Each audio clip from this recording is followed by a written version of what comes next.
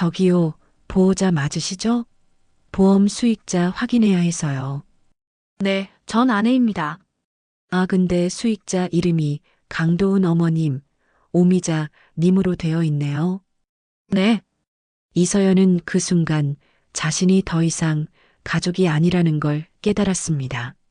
병원 응급실 특유의 살균약 냄새, 복도에서 울리는 경보음, 그리고 간호사의 말 한마디, 그 모든 소리가 멀어지듯 울리며 한순간에 그녀를 현실 밖으로 밀어냈습니다. 사고는 일주일 전이었습니다. 남편 강도우는 비 오는 저녁 미끄러진 도로 위에서 차량을 뒤집었습니다. 그녀는 전화기를 떨어뜨릴 뻔한 손으로 주소를 되묻고 택시를 타고 병원으로 달려갔습니다. 침대에 누워있는 남편의 얼굴을 본 순간 가슴 깊은 곳에서 울음이 터져 나올 뻔했습니다. 하지만 참았습니다. 울지 않았습니다. 아직 살아있었기 때문입니다.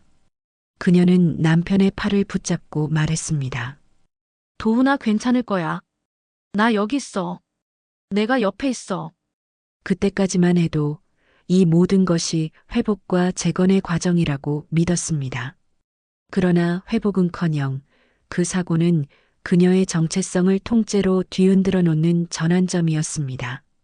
보험. 그 단어가 이렇게 큰 벽이 될 줄은 몰랐습니다. 그녀는 남편 명의로 들어간 보험의 수익자가 시어머니라는 말을 처음 들었을 때 그저 일시적인 행정 오류일 거라 생각했습니다. 그러나 아니었습니다. 보험 가입 시기는 3년 전, 그리고 수익자 변경은 단 6개월 전. 그 시기 서연은 유산으로 인해 직장을 휴직하고 요양 중이었습니다. 가장 약해졌을 때 그들은 그녀를 종이에서 지웠습니다. 며칠 후 시어머니는 병원에 나타났습니다. 겉으로는 과일 바구니와 보온병을 들고 온 가족의 모습이었습니다. 하지만 그 안에 담긴 말들은 날선 바늘 같았습니다. 서연 씨 얼굴이 왜 그래? 그렇게 살면 병 생긴다니까.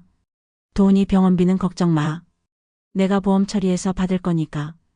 그녀는 조용히 묻고 싶었습니다. 그 보험, 어머니가 수익자시죠? 그게 왜? 어차피 도훈이 우리 아들이고 내가 돌보는데. 저랑 상의는 안 하셨어요. 서연 씨, 당신은 아직도 그게 문제라고 생각하는 거야? 그 순간 서연은 알았습니다.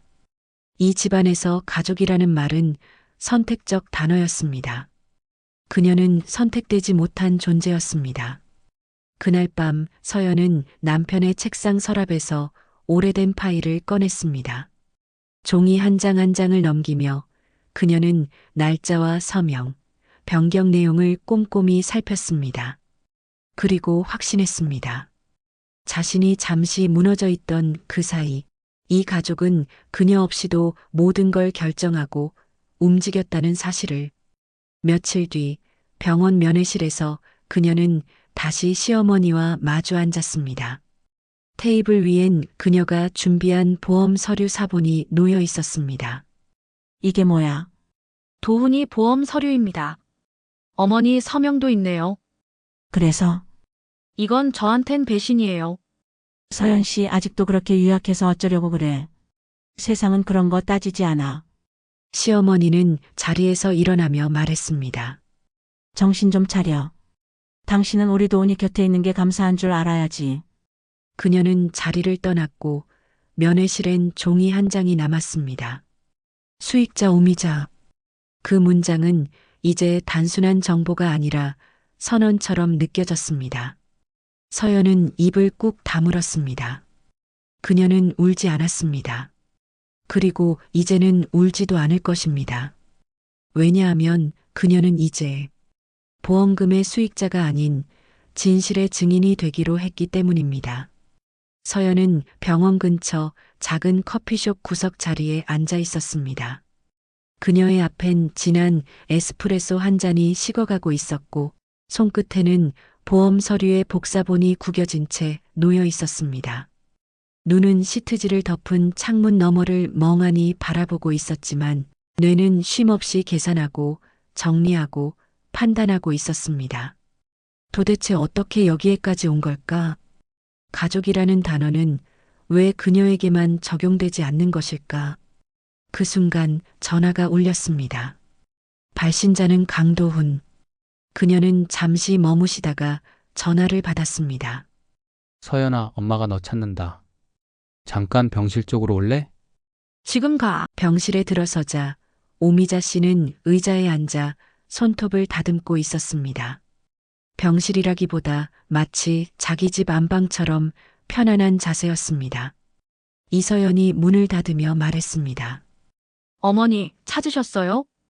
응, 여기 앉아봐. 우리 이야기 좀 하자.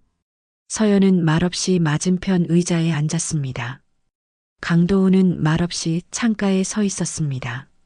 세 사람 사이에 흐르는 공기는 차갑고 건조했습니다. 서연 씨, 우리 이런 문제로 얼굴 붉히는 거 서로 피곤하지 않아? 문제라고 생각하시는 건 맞으시네요. 당연히 문제지. 당신이 이렇게 나오니까 전 아무것도 안 했습니다. 그게 문제라는 거야. 이서연은 잠시 숨을 골랐습니다. 그리고 조심스럽게 그러나 단호한 어조로 말했습니다. 전 도훈 씨 아내예요. 그런데 아무 상의 없이 수익자를 바꾸셨고 병원비를 쓸 때도 저한텐 한마디도 없으셨죠. 내 돈 아니야? 내가 내 아들 위해 쓰겠다는데 왜 당신 허락이 필요해? 그게 가족입니까? 그 말에 오미자는 피식 웃었습니다. 서연 씨, 가족이면 다 나눠 가져야 된다고 생각하지 마. 세상은 안 그래. 전 그냥 최소한 존중받고 싶었어요. 존중? 그걸 받으려면 받을 위치에 있어야지. 이 집에 들어온 지 6년인데 애는 없고 직장은 휴직 중이고 경제력도 없고 존중은 스스로 만들라고. 그 말에 강도훈이 조심스럽게 말했습니다. 엄마, 그건 좀 너무한 말이야. 너도 입 다물어. 넌 맨날 중간에서 이도 저도 아니잖아. 내가 서연이한테 강하게 말했어야 돼. 그 말에 서연의 눈이 흔들렸습니다. 남편은 아무 말 없이 창밖만 바라보고 있었습니다. 이 결혼에서 그녀는 혼자였습니다. 저는요, 도훈 씨가 아플 때 옆에 있었습니다. 보험금 때문이 아니라 그냥 옆에 있고 싶어서요. 그런데 어머니는 보험금부터 확인하셨잖아요. 누가 가족이고 누가 돈을 먼저 생각했는지, 누가 더 가족답지 않은지 잘 생각해 보세요. 말을 마친 서연은 천천히 자리에서 일어섰습니다. 그녀의 손에는 더 이상 문서도 증거도 없었습니다. 이제 그녀는 말로 싸우기보단 현실에서 증명하기로 결심했기 때문입니다. 오미자는 자리에서 일어나며 비아냥댔습니다. 그래, 가라. 어디까지 할 수 있나 보자. 끝까지 갈 겁니다. 이제 이 싸움은 저만의 것이 됐으니까요. 병실 문이 닫히고 정적이 흘렀습니다. 강도훈은 말없이 엄마를 바라봤습니다. 그 눈빛은 어느 쪽도 편들지 못하는 어정쩡한 무력감이었습니다. 하지만 그건 서연에겐 어떤 기대도 할 수 없게 만드는 눈빛이었습니다. 그날 밤 서연은 집으로 돌아와 남편의 옷장에서 오래된 서류 가방을 꺼냈습니다. 그 안엔 시댁 식구들의 등본, 보험 가입 내역, 병원 기록, 각종 문서들이 고스란히 들어 있었습니다. 그녀는 스스로에게 말했습니다. 이건 감정 싸움이 아니야. 이건 기록과 사실의 싸움이야. 그녀는 이제 진실을 무기로 정당하게 반격을 시작할 준비를 하고 있었습니다. 서연이 처음 이 집에 발을 들였던 날은 지금처럼 흐린 날이었습니다. 결혼식이 끝난 바로 다음 날 시댁의 안방에 둘이서 첫날 밤을 지낸 뒤 시어머니 오미자 씨는 아침 식탁에 앉은 그녀에게 이렇게 말했습니다. 이제 우리 식구가 됐으니까 내 것도 내 거, 내 것도 내 거. 알지? 그때는 농담인 줄 알았습니다. 시어머니 특유의 입꼬리만 웃는 말투도 조금은 거리감 있는 태도도 어른 앞에서 조심하라는 뜻이겠거니 했다. 그녀는 이해하려 했습니다. 시댁 식구들과 어울리려 애썼고 매 주말마다 반찬을 싸서 들고 다녔고 명절마다 가장 먼저 일어나 전을 부쳤습니다. 하지만 돌아온 건 감사 인사가 아닌 너무 하려고 하지 말라는 말이었습니다. 한 걸음 다가서면 두 걸음 물러나는 사람들. 그렇게 서연은 이 가족 안에서 점점 있으나 마나한 사람이 되어갔습니다. 결혼 2년째 그녀는 임신했습니다. 그날은 남편과 함께 산부인과 진료를 마치고 돌아오던 길이었습니다. 두 사람 다 들뜬 상태였고 강도우는 희미한 미소를 지으며 이렇게 말했습니다. 엄마한테 말하면 좋아하시겠지? 아마도. 하지만 시어머니의 반응은 예상 밖이었습니다. 애가 생겼다고? 벌써? 너 직장 복귀한 지 얼마 안 됐잖아. 집안 살림도 아직 못 돌보면서 무슨 애야? 그녀는 말을 잇지 못했습니다. 축복받고 싶었던 순간은 단지 계획성 없는 사고로 치부됐습니다. 그럼에도 불구하고 그녀는 아이를 낳고 싶었습니다. 그러나 아이는 오지 않았습니다. 12주를 넘기지 못하고 유산됐습니다.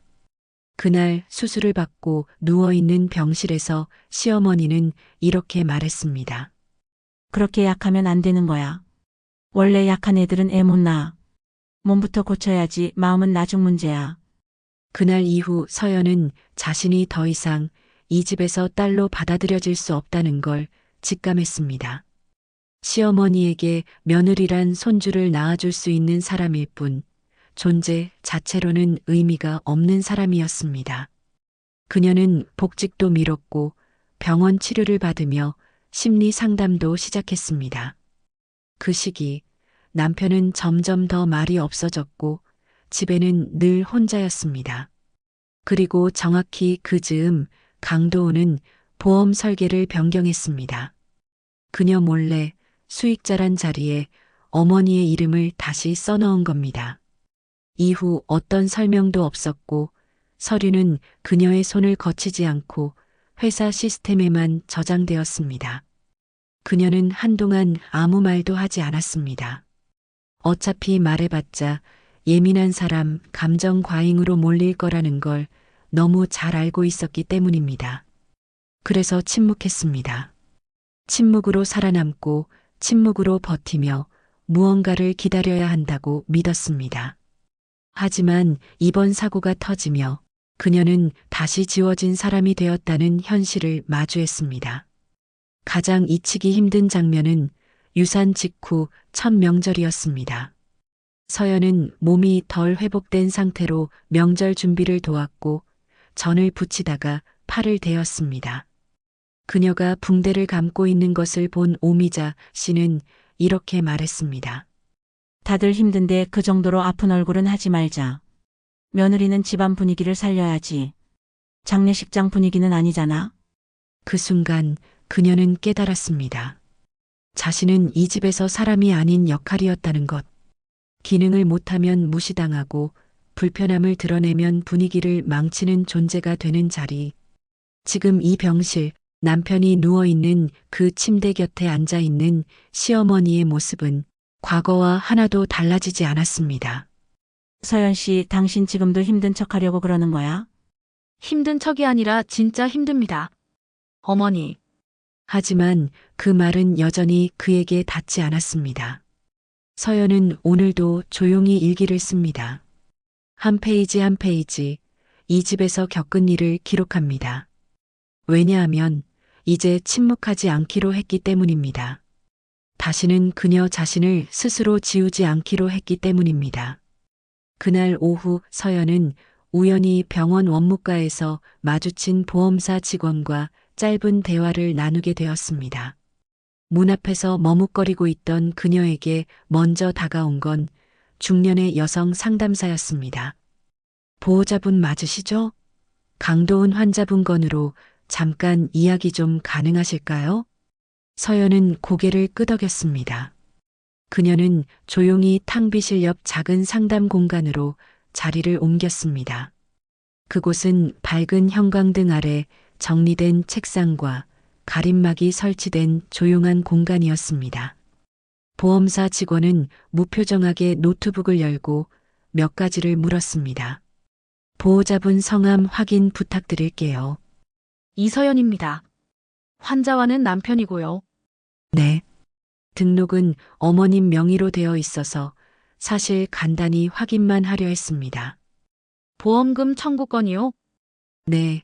일단 병원비는 본인 부담금이 일부 남았고요. 그런데 직원은 말을 멈추고 살짝 화면을 돌렸습니다. 그 안에는 낯선 수치가 보였습니다. 어머님께서 청구하신 금액이 병원비보다 200만 원 이상 더 많아서요. 청구 사유가 간병비 및 기타 의료 관련 지출이라고 돼 있는데 증빙이 미흡합니다. 서연은 그 자리에서 말이 막혔습니다. 그녀는 남편의 간병은 대부분 자신이 맡고 있었고 외부 간병인을 쓴 적이 없었습니다. 그거 어머니가 신청하신 건가요? 네. 가족분이니까 제가 이렇게 말씀드리는 거고요. 원칙적으로는 수익자 본인 외에는 열람이 어렵습니다. 그녀는 그제야 알았습니다. 보험금이 실제 병원비 이상으로 청구되고 있었고 그것이 본인의 동의 없이 어머니 명의로 처리되고 있다는 사실을. 그녀는 머리를 감싸주며 중얼거렸습니다. 이건 단순한 배제의 문제가 아니다. 그날 밤 서연은 집으로 돌아와 강도훈의 서재에서 다시 파일함을 꺼냈습니다. 보험 서류만이 아니라 가계통장 거래 내역까지 모두 프린트하여 하나하나 대조해 보기 시작했습니다. 몇 시간 후 그녀는 다음과 같은 사실을 확인했습니다. 병원비 명목으로 송금된 금액 외에 같은 날 시어머니 개인 계좌로 입금된 고액의 수표, 보험사에서 이체된 기록이 있음에도 병원에는 그만큼의 청구가 되지 않았네요. 그리고 무엇보다 충격적이었던 건 이서연 본인의 이름으로 가입된 보장성 보험이 해지된 기록. 그 해지는 본인의 서명 없이도 진행된 것이었습니다. 그녀는 기억을 더듬었습니다. 6개월 전 정신적으로 가장 무너져 있었던 시기. 서류를 들고 와 사인을 요청했던 시어머니의 말이 떠올랐습니다. 이건 병원보험 갱신 서류야. 그냥 사인해. 너 지금 그런 거 일일이 못 읽잖아. 그녀는 그 문서를 제대로 읽지 않고 사인했습니다. 그리고 그 서류는 자신의 보장을 끊고 남편의 보험만 강화하는 내용이었습니다. 그제야 서연은 알았습니다. 자신은 단순히 외면당한 존재가 아니었습니다. 이 가정의 시스템 안에서 계산되고 소거된 변수였습니다.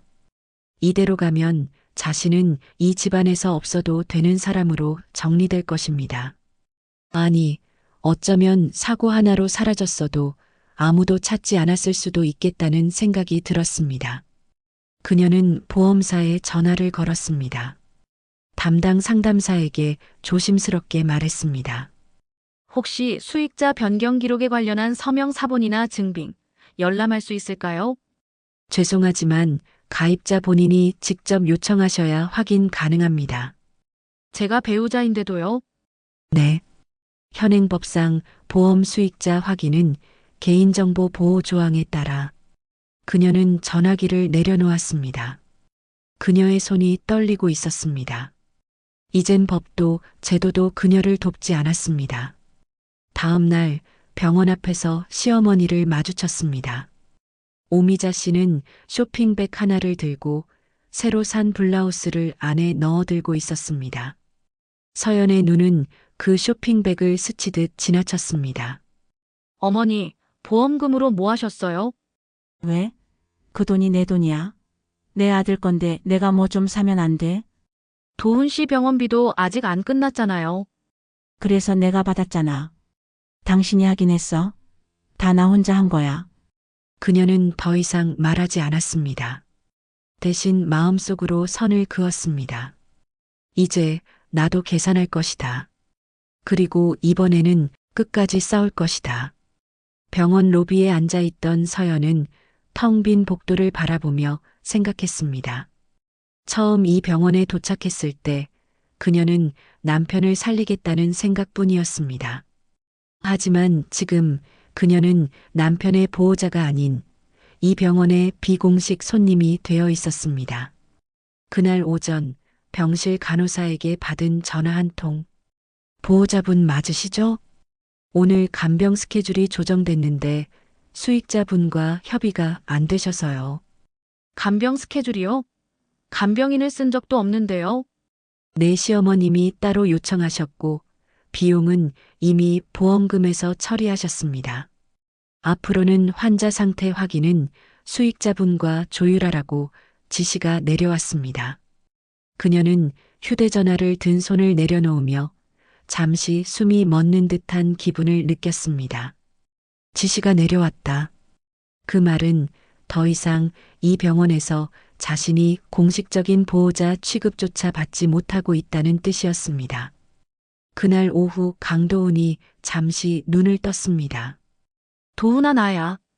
나왔어. 서연이야? 그의 목소리는 작았고 눈빛은 아직 흐려 있었습니다. 서연은 조심스럽게 손을 잡았고 그의 손끝이 살짝 움찔하며 반응했습니다. 괜찮아. 천천히 나아질 거야.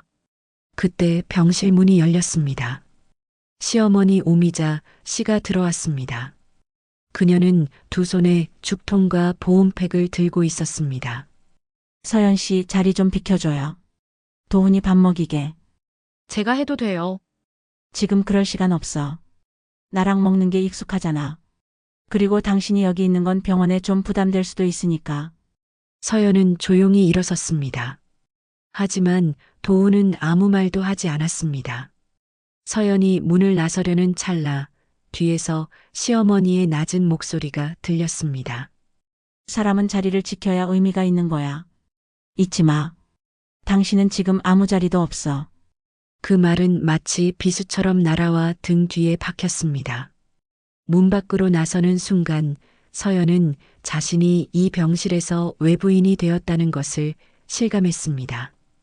그녀는 다시 원무과를 찾아갔습니다. 병원 등록 정보에 자신의 연락처가 빠져 있었고 보호자란에는 오미자라는 이름이 단독으로 기재돼 있었습니다. 이거 정정하려면 어떻게 해야 하나요? 죄송하지만 기존 보호자분의 동의 없이는 어렵습니다. 전 아내입니다. 환자의 법적 배우자입니다. 네, 알고 있습니다. 하지만 현재 보험 수익자이자 등록 보호자는 어머님이시고 환자 본인의 명확한 의사표시가 없으면 저희로선 그녀는 입술을 꼭 깨물었습니다. 법적으로도 행정적으로도 병원 시스템상으로도 그녀는 보호자가 아니었습니다. 친정에 전화를 걸었습니다. 단 한 사람이라도 내 편이 되어줄 누군가를 찾고 싶었습니다. 하지만 돌아온 건 예상치 못한 말이었습니다. 서연아, 엄마가 이런 말까지는 안 하려고 했는데 내가 너무 예민하게 굴고 있는 건 아니야? 어머님이랑 사이 좋게 지내. 내가 견뎌. 제가 지금 병원에서 환자 보호자로도 못 취급받고 있어요. 그럴 수도 있지. 보험이랑 행정은 복잡하잖아. 너무 마음에 담지 마. 엄마는 내가 좀 강해졌으면 좋겠어. 그녀는 전화를 끊고 휴대폰을 책상 위에 올려놓았습니다. 잠시 울음이 올라왔습니다. 하지만 터뜨릴 수 없었습니다. 그녀는 울 자격마저 잃어버린 사람이 되어가고 있었습니다. 그날 밤 혼자 병실 복도에서 바람이 스며드는 창가에 서서 그녀는 생각했습니다. 이제 누구도 자신을 보호하지 않을 것이라는 사실을, 자신 외에는 그 누구도 그녀의 자리를 만들어주지 않는다는 현실을, 병실 안에서 들려오는 시어머니의 웃음소리, 도훈이 깨어있는 시간 동안 그녀는 들어가지 않기로 마음먹었습니다. 그는 이제 다시 잠들기 전까지 그녀를 떠올리지도 않을지도 모릅니다. 그리고 그녀는 조용히 한 문서를 꺼냈습니다. 자필로 적은 기록들이 담긴 노트, 보험사 통화 내역, 병원 증빙 거절 문서, 그리고 자신의 서명이 조작된 것으로 보이는 보험해지 서류의 복사본. 그녀는 이 기록들을 책처럼 정리해 놓기 시작했습니다. 감정을 버리고 증거를 쌓기로 했습니다. 이제부터 그녀는 울지 않는 증인으로 남을 것입니다. 서연은 더 이상 눈물로 밤을 버티지 않았다. 그녀는 노트에 기록하듯 모든 사실을 하나하나 정리해 나가고 있었다. 보험 내역, 통화 일지, 은행 이체 기록, 간병비 청구 내역, 그리고 자신조차 몰랐던 해지된 보험 계약서까지. 그러던 중 우연한 계기로 또 하나의 단서를 발견했다. 그날은 병원 간호사 중 한 명인 김지혜 씨가 조심스럽게 다가온 날이었다. 서연은 복도에서 혼자 서류를 정리하고 있었고 지혜 씨는 작게 속삭이듯 말했다. 저 실례지만 혹시 며느리분 맞으시죠? 네, 맞습니다. 제가 이 말씀 드려도 될지 모르겠는데 며칠 전 어머님이 간호사실 와서 이런 말씀을 하셨어요. 어떤 말씀을요? 그 보험금 남편 몫이 아니라 자기 명의로만 처리되게 해달라고 하시더라고요.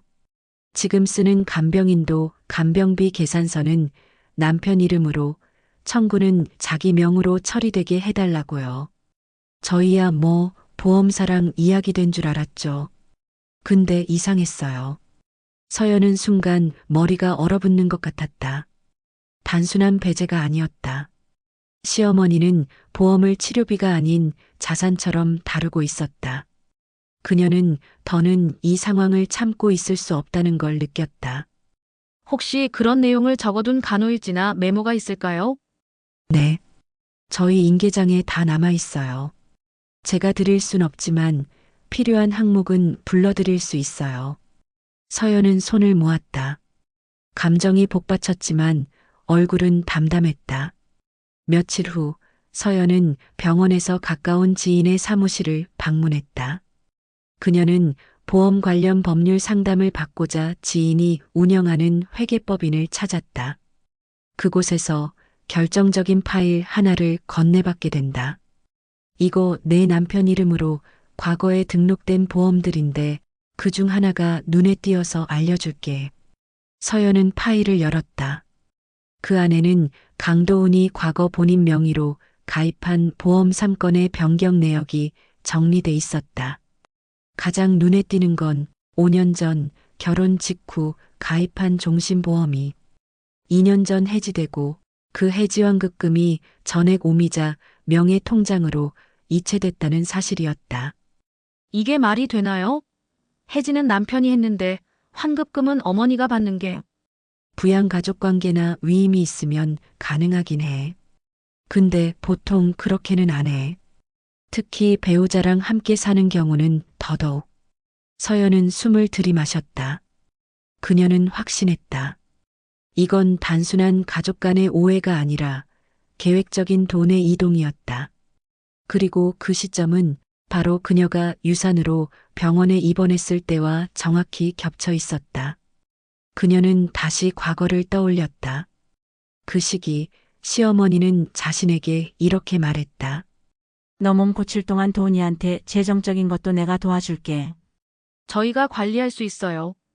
그런 거에 정신 쓰지 마. 지금은 몸 회복이 먼저야. 그 말은 이제 몸을 고치라는 위로가 아닌 네가 관리할 자격 없다는 배제의 선언으로 들렸다.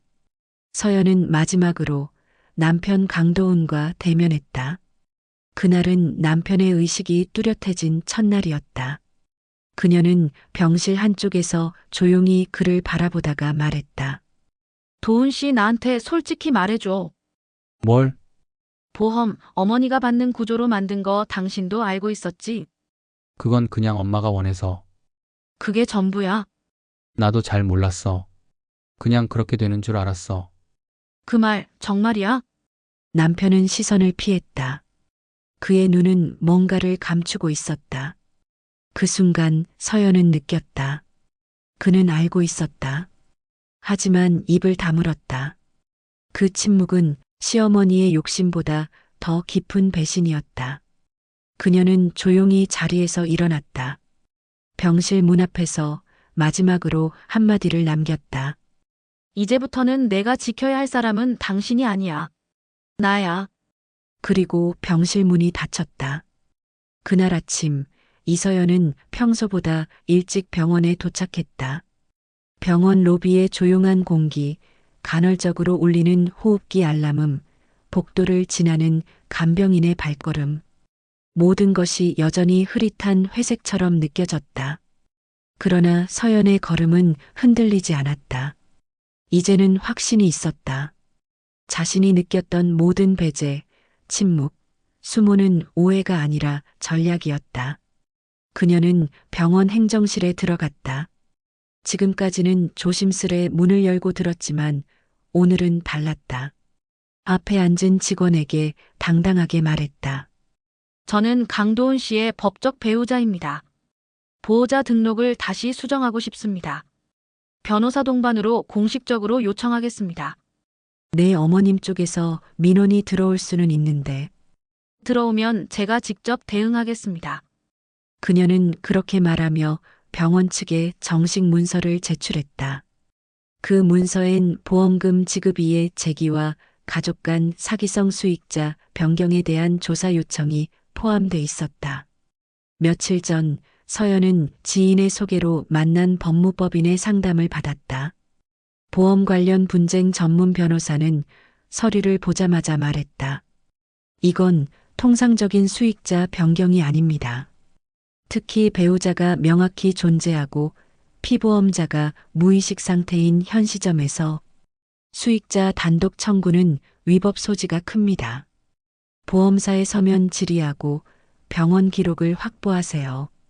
그 말은 그녀에게 싸움의 무기를 쥐어준 첫 조언이었다. 그날 이후 서연은 하나하나 움직였다. 수익자 변경 내역 요구 공문 접수, 환자 서면 동의 없이 청구된 보험 내역 확보 요청, 병원 내부 간병 기록 대비 보험 청구 내역 비교표 작성, 시어머니와 남편의 금융거래 추적 준비. 그녀는 기록의 여왕이 되었다. 말 대신 문서로, 감정 대신 증거로. 그녀는 싸우기 시작했다. 그리고 그날 오후 시어머니 오미자는 병원 상담실로 호출되었다. 보험사 측에서 추가 증빙을 요구하며 청구 절차를 중단시킨 것이다. 왜 이제 와서 이러세요? 내가 보호자고 수익자인데 왜 절차를 막는 거죠? 보험사 직원은 무표정하게 답했다. 수익자와 피보험자의 관계가 가족 간 이해 충돌로 볼 수 있는 정황이 있어 지급이 잠정 보류되었습니다. 배우자분 측에서 정식 이해 제기를 하셨습니다. 그 말을 들은 순간 오미자의 얼굴은 얼어붙었다. 그녀는 병원 복도로 나가며 휴대폰을 꺼냈다. 도훈아, 서연이 뭔가 이상해. 변호사를 대동했대. 엄마, 그냥 좀 두자. 뭐? 그냥 좀 지치게 놔두자. 우리가 더 건드리면 안 될 것 같아. 그 말은 오미자에게 처음으로 느껴지는 불길한 감각이었다. 지금까지 모든 것을 통제한다고 믿어온 삶에서 처음으로 균열이 느껴지는 순간이었다. 서연은 그날 강도훈이 깨어있는 시간에 병실을 찾았다. 두 사람 사이엔 짧고도 긴 정적이 흘렀다. 서연은 가방에서 노트 한 권을 꺼냈다. 그 안엔 그녀가 지금까지 정리해온 모든 기록들이 담겨 있었다. 도훈 씨, 이거 봐요. 보험금, 어머니 통장으로 이체된 내역. 내 이름으로 해지된 보험. 그리고 병원비보다 과다 청구된 금액. 이거 다 사실이에요. 그리고 이제 나 혼자 싸우는 거 아니에요. 강도훈은 말없이 시선을 피했다. 그러자 서연은 마지막으로 한마디를 남겼다. 내가 나 자신을 지키지 않으면 이 집에서 날 지켜줄 사람은 아무도 없다는 거 알았어요. 그러니까 이제 당신도 선택하세요. 어머니와 함께 침묵할 건지, 아내와 함께 사실을 마주할 건지. 그녀는 병실을 떠났다. 그의 선택은 아직 남겨져 있었다. 그러나 그녀의 선택은 끝났다. 서연은 이제 반격을 시작했다. 서연은 한밤중 거실에 불을 켜지 않은 채 노트북을 켰다. 문서 스캔 파일, 사진, 통화 녹취, 문자 캡처, 보험 약관 정리본. 모니터에는 하나의 사건이 아니라 하나의 구조가 드러나고 있었다. 이 집안은 사고로 무너진 게 아니라 침묵과 이기심으로 만들어진 시스템 안에서 굴러가고 있었던 것이다. 그 구조의 중심에는 시어머니 오미자가 있었고 그 구조를 방관한 사람이 바로 남편 강도훈이었다. 서연은 기록을 넘어서 이제 행동을 준비하고 있었다. 그녀는 첫 번째로 변호사를 통해 법적 조치에 들어갈 준비를 시작했다. 보험사에는 정식 내용 증명을 발송했고 수익자 지정이 부당한 점, 보험금 사용처의 사적 유용 정황, 피보험자 동의 없이 진행된 지급과 해지에 대한 이해 제기를 공식화했다. 두 번째로 병원 행정실에는 민원 접수를 진행했다. 그 내용엔 시어머니가 보호자 권한을 이용해 며느리를 고의적으로 배제하고 진료의사 결정권에서 제외한 사례를 정리해 넣었다. 간호사의 인계일지 일부도 담당자가 비공식적으로 제공해준 내용 안에 포함돼 있었다. 세 번째는 남편 강도훈에 대한 심리적 압박이었다. 그녀는 병실에 직접 가지 않았다. 대신 변호사를 통해 모든 민형사 책임은 수익자와 피보험자 모두에게 연대 책임으로 청구될 수 있음이라는 공식 서면 통지를 전달했다. 이 통지는 남편에게도 직접 전달되었고 그는 그날 이후 처음으로 자신이 가족 문제가 아닌 법적 사안에 휘말렸다는 현실을 실감하게 되었다. 복수는 분노에서 시작했지만 이제 서연에게는 존엄을 되찾는 과정이 되어 있었다. 며칠 후 서연은 자신이 근무했던 학교의 교감 선생님과 만남을 가졌다. 짧은 인사 후 교감은 그녀를 진지하게 바라보며 말했다. 복직 의사는 없니? 아직 시간 있어. 교직원 중 몇몇이 내 이야기를 들었어. 지금 싸우고 있다는 것도, 너 혼자 버티고 있다는 것도. 정말요? 사람은 나 자신을 먼저 지켜야 해. 너 지금 잘하고 있어. 그러니까 너무 오래 혼자 싸우지 마. 서연은 눈을 내리깔았다. 잠시 감정이 올라왔다. 하지만 울지 않았다. 대신 한마디를 속으로 되뇌었다. 그래. 나는 나를 지킬 자격이 있다. 그날 밤 서연은 친정집 작은 방에 앉아 시어머니가 운영하던 미용실의 과거 사업자 등록증과 폐업 신고 서류를 다시 들춰보았다. 그리고 놀랍게도 그 안에는 과거 보험금 수익자 명의가 오미자 타인오미자로 바뀐 흔적이 남아 있었다. 이건 이번이 처음이 아니야. 그녀는 속으로 생각했다. 시어머니는 반복적으로 보험금, 수익 구조, 금전 흐름을 가족이라는 이름으로 세탁해왔다. 그리고 그 과정에 늘 침묵하는 가족들이 있었다. 서연은 마지막 반격을 위한 서류를 한 장 꺼냈다. 그건 시어머니 오미자의 주민등록 등본이었다. 그 안에는 시어머니가 최근 주소를 병원 근처 오피스텔로 옮긴 기록이 있었다. 즉, 미리 보험금을 수령한 뒤 병원 치료비를 핑계로 생활 기반을 옮기고 있었다는 정황이었다. 서연은 미소 지었다.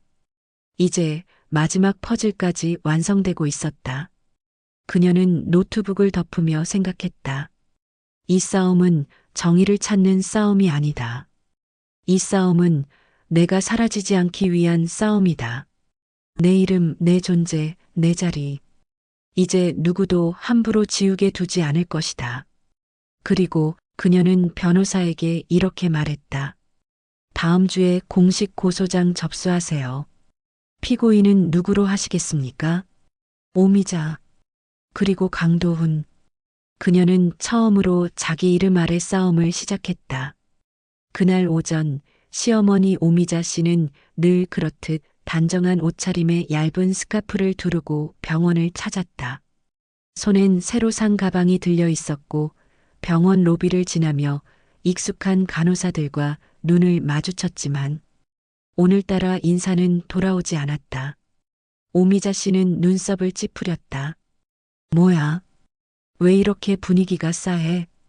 그녀가 병실 문을 열기 직전 등 뒤에서 누군가가 다가와 말을 걸었다. 오미자님 맞으시죠? 예. 흰 봉투를 든 남자가 신분증을 보여주며 말했다. 법원 등기소에서 나왔습니다. 민사소송 피고인으로 지정되셨고 소장 전달합니다. 수령 확인 사인 부탁드립니다. 그 순간 오미자 씨의 얼굴에서 미소가 사라졌다. 뭐라고요? 민사사건 번호 2025-XXXX. 원고는 이서연 씨, 피고는 오미자 님과 강도훈 씨입니다. 손끝이 떨렸다. 봉투를 열어본 순간 그녀의 이름이 보험금 부당 수령 및 사기 혐의 항목으로 적혀 있었다. 같은 시각 보험사 본사에서는 공식 공문이 병원으로 발송됐다. 공문 제목은 보험 수익자 지정 변경 관련 지급 보류 통보였다. 내용에는 다음과 같은 문구가 명시돼 있었다. 강도훈 피보험자 관련 보험금 청구권에 대해 수익자 지정의 정당성 및 청구 내역의 적정성에 대한 이해 제기가 접수되었으며 지급은 해당 민사 절차 종료 시까지 유보됨을 통지합니다. 해당 공문은 병원 원무과를 통해 시어머니와 보호자 오미자에게 전달되었다. 그 서류를 받아든 시어머니는 그제야 이 싸움이 진짜 시작됐다는 걸 직감했다. 병실 안.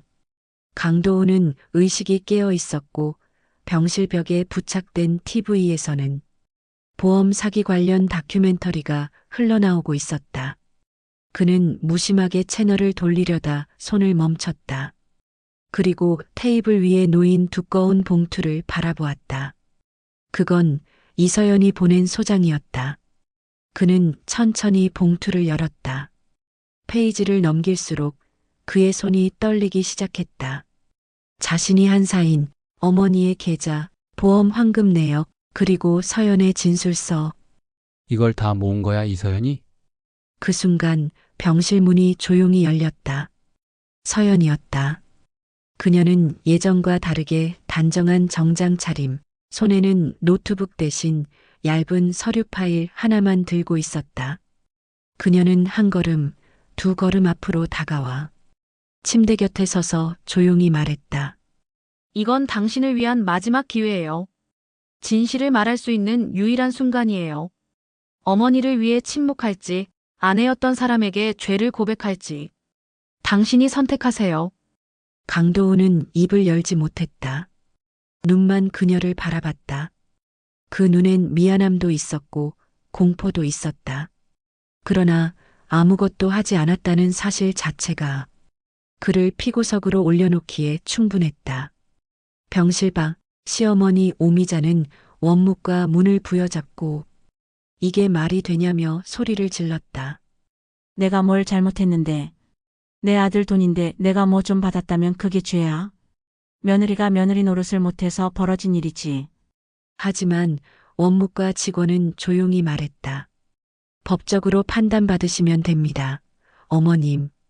그 말은 그녀의 통제력이 처음으로 외부에 의해 무너졌다는 신호였다. 같은 날 오후 서연은 변호사 사무실에서 공식 인터뷰를 시작했다. 그녀는 언론을 통한 폭로가 아닌 법과 문서로 싸우기로 했고 정해진 길로 자신을 회복하기로 결정했다.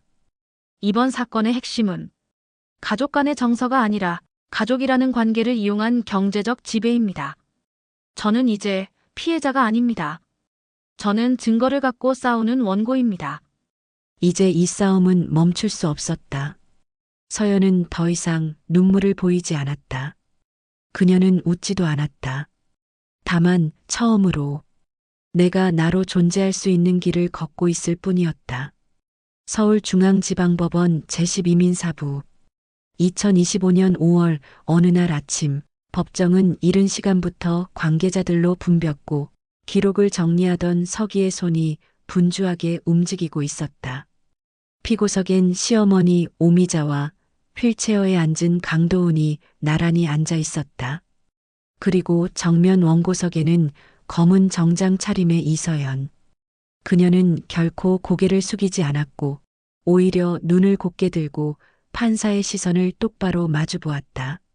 원고 이서연 씨는 피고 오미자 강도훈을 상대로 보험금 부당 수익자 지정 및 부정 청구 행위에 대한 금전 손해배상 및 명예훼손 책임을 묻고 있습니다. 피고들은 가족이라는 관계를 이용해 원고의 경제적 권리를 침해하고 심리적 위협을 가했습니다. 판사의 중저음 목소리가 법정에 울려 퍼졌다. 따라서 이 법정은 다음과 같이 판결합니다. 모두가 숨을 죽였다. 피고 오미자 강도훈은 합산 2억 3천만 원의 손해배상과 보험금 지급 취소, 수익자 지정 무효를 포함한 모든 민사상 책임을 인정합니다. 특히 시어머니 오미자는 과거 수차례 가족 구성원 명의로 보험을 운용하며 고의적인 금전 횡령 정황이 포착되어 추가 조세 및 사회보험 범죄 혐의로의 이첩을 권고합니다.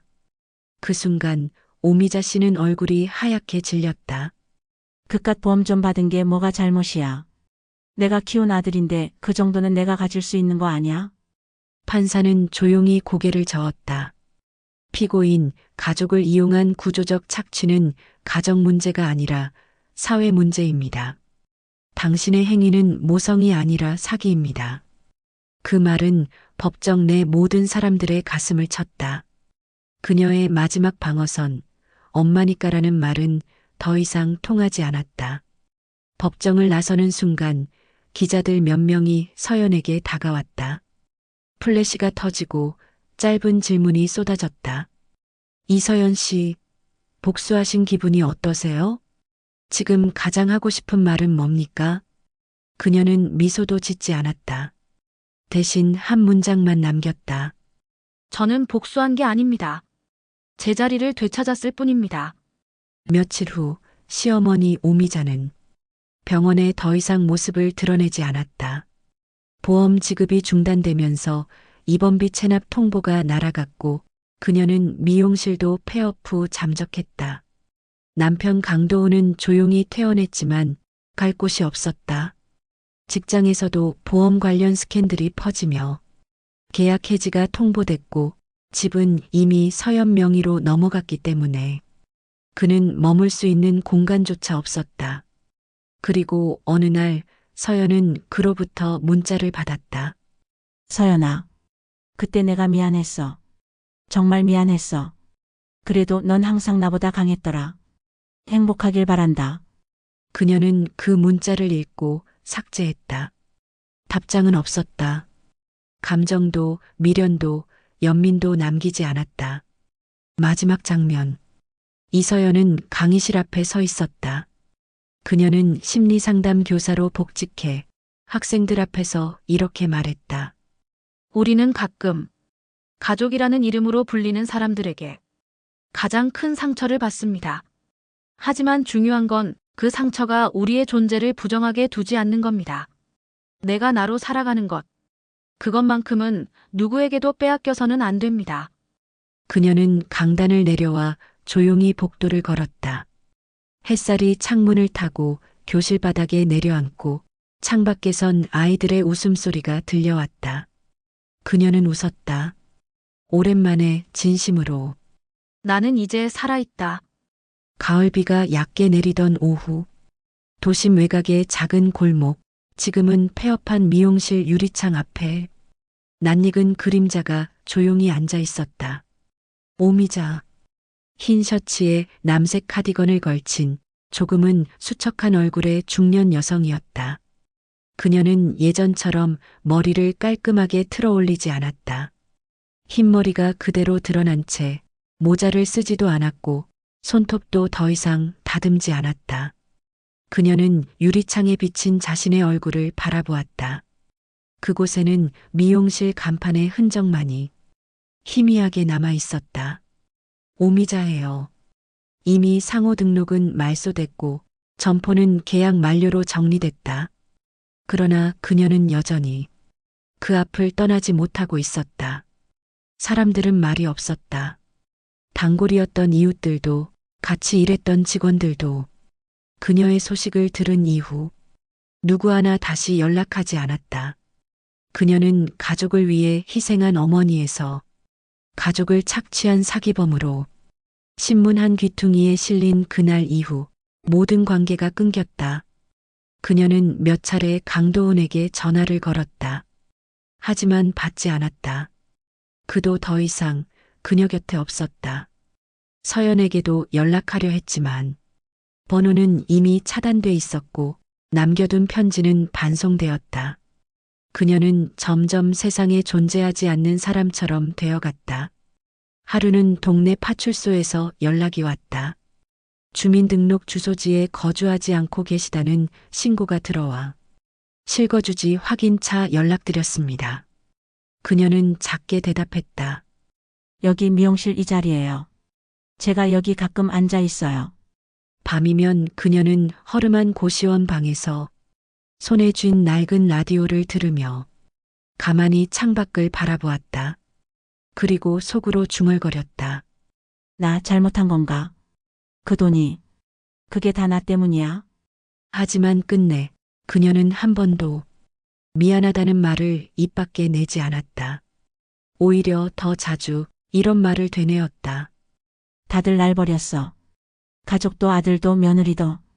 그녀는 그렇게 한 사람도 곁에 남지 않은 채 자신이 만든 권력의 탑이 무너진 자리에 홀로 앉아 있었다. 눈물도 없었고 변명도 없었다. 그녀는 마지막까지 자신이 무엇을 잃었는지를 인정하지 않은 채 다만 세상을 향해 조용히 등을 돌리고 있었다. 그리고 그 유리창 너머로 서연이 잠시 스쳐 지나갔다. 그녀는 눈을 올려보았지만 서연은 그녀를 보지 못했다. 혹은 보지 않은 것이었을지도 모른다. 오미자는 말없이 입을 벌렸지만 어떤 이름도 부르지 못했다. 서연이라는 두 글자가 끝내 목구멍에서 올라오지 않았다. 그녀는 모든 것을 가졌지만 그 어떤 말도 남기지 못한 사람으로 그 자리에 그렇게 남아 있었다. 계절이 한 번 더 바뀌고 서울 외곽의 조용한 마을, 그곳 작은 심리 상담소 간판에 은색 글씨로 이렇게 적혀 있었다. 다시 시작하는 마음. 출입문을 열고 들어서면 나무향이 배어있는 작은 공간. 따뜻한 차향, 부드러운 조명, 그리고 창가에 놓인 흰색 수국 화분이 조용히 방문객을 맞이하고 있었다. 그 상담소를 운영하는 이는 이서연. 그녀는 매일 아침 8시 30분이면 문을 열고 의자 하나하나를 닦았다. 방문 일지, 접수 카드를 정리하고 그날 오기로 한 사람들의 이름을 마음속으로 한 번씩 불렀다. 오늘은 김선아님, 이지우 학생. 이제 그녀는 누군가의 마음을 들어줄 수 있는 사람이 되었고 그 마음이 무너지지 않도록 손을 내밀 수 있는 사람이 되었다. 그녀는 더 이상 사람들에게 이서연 씨로 불리는 것을 두려워하지 않았다. 그 이름이 누군가의 아내나 며느리가 아니라 그녀 자신이 쌓아 올린 삶의 증거가 되었기 때문이었다.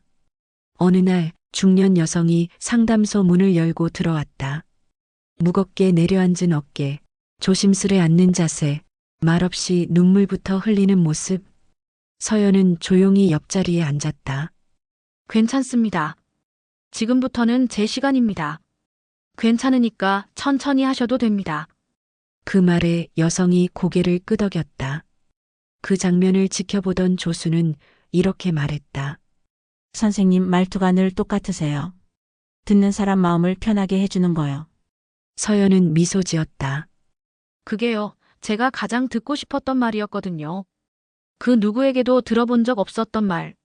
저녁이 되면 서연은 상담소 문을 닫고 근처 작은 호숫가를 걷곤 했다. 가끔은 노트북을 들고 가 자신의 이야기를 한 문장씩 적기도 했다. 나는 누군가의 아내도 며느리도 아닌 그저 이서연으로 살아남았다. 그리고 이제 그 이름으로 살아간다. 친구는 그녀에게 물었다. 혹시 다시 사랑할 생각은 없니? 서연은 고개를 저으며 말했다. 지금은 내가 나를 사랑하는 일이 먼저예요. 그게 끝나면 언젠가 누군가를 위한 자리도 생기겠죠. 그 말은 결코 슬프지 않았다. 오히려 단단하고 맑은 사람이 되었다는 증거였다.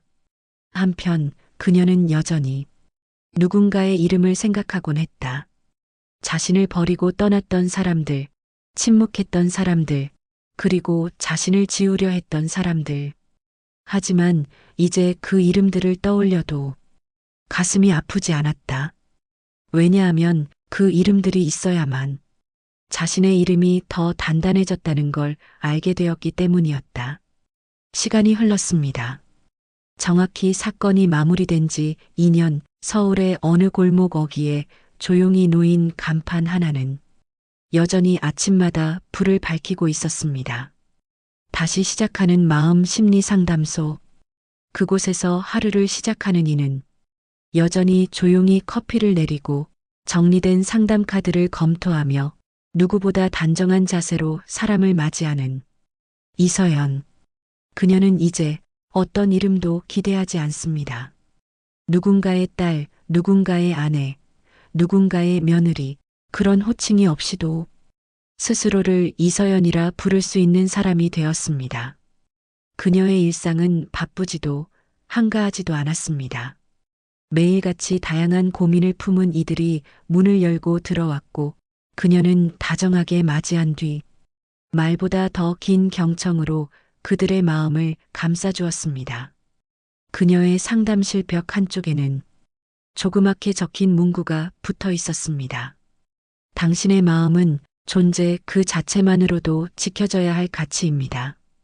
이 문장은 그녀가 버티던 시절 자신에게 아무도 해주지 않았던 말이었고, 이제는 그녀가 세상에게 전하고 싶은 말이 되었습니다.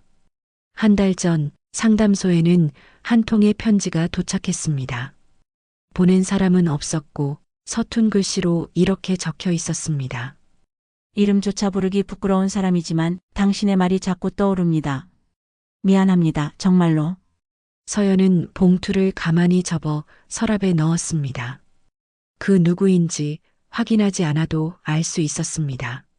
하지만 그녀는 편지를 읽고도 마음이 흔들리지 않았습니다. 이제 그녀에겐 누가 무너뜨리든 흔들리지 않는 자신의 중심이 있었기 때문이었습니다. 강도우는 소송 이후 고향 근처 조그마한 공장에서 조용히 일하며 지낸다는 이야기를 지인을 통해 전해 들었습니다. 그는 다시는 서연 앞에 나타나지 않았고 그녀 역시 그를 찾지 않았습니다. 그들 사이의 관계는 이제 완전한 과거로 정리되었습니다. 그녀는 용서를 선택한 것이 아니라 놓아주는 쪽을 택했습니다. 시어머니 오미자는 도심 외곽의 노인 쉼터에서 무연고 독거노인 등록을 마치고 기초생활수급자로 지내고 있었습니다. 그녀는 여전히 누군가에게 내가 뭘 그렇게 잘못했냐고 말하는 습관이 남아 있었고 누구에게도 미안하다는 말을 입에 올리지 않았습니다. 하지만 혼자 남겨졌다는 그 현실만큼은 말하지 않아도 진심이 되었습니다. 그리고 서연은 어느 날 상담 일지를 정리하다가 잠시 멈추었습니다. 오늘 마지막 상담을 마치고 나오는 길에 한 청년이 조용히 문 앞에서 말했다. 저도 가족이 없어요. 그냥 살아야 하니까 살고 있어요. 서연은 조용히 청년의 어깨를 두드리며 말했습니다. 그거면 충분합니다. 살고 있다는 것만으로도 당신은 이미 잘하고 계세요. 그 말에 청년은 고개를 끄덕였습니다.